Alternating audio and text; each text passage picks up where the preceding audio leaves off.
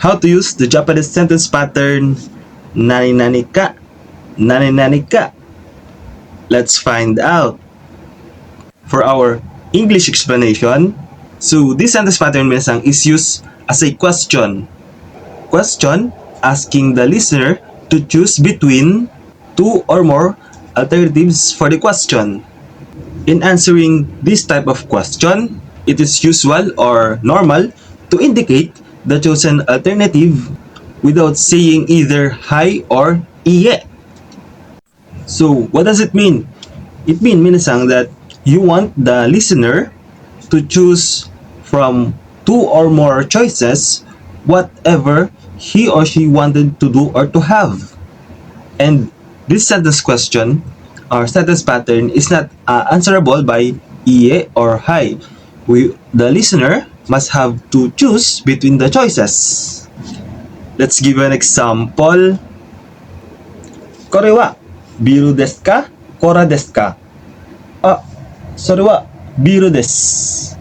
For our Taglish explanation, so yung sentence pattern na to minasang ay ginagamit para magbigay ka ng choices sa kausap mo.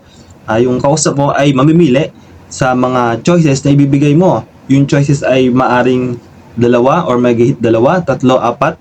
Depende sa magiging choices. Then, itong question na to is hindi siya nasasagot by hi or iye or yes or no. So, nasasagot tong sentence question na to o sentence pattern question na to kapag namili na si listener o yung kausap natin between sa choices. Bigyan tayo example. Kore wa biru desu ka? Kora desu ka? Ah, sore wa kora desu. So, sa example kaiwa natin or conversation natin, no.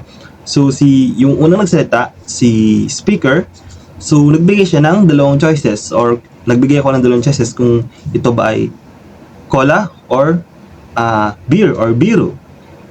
Then yung second person naman o yung naging listener nung una is namili siya. So between the choices. So hindi siya sumagot ng hi or iye or yes or no. Pero sinagot niya to sa pamamagitan ng pamimili kung alin doon yung tama o yung pinili niyang choices.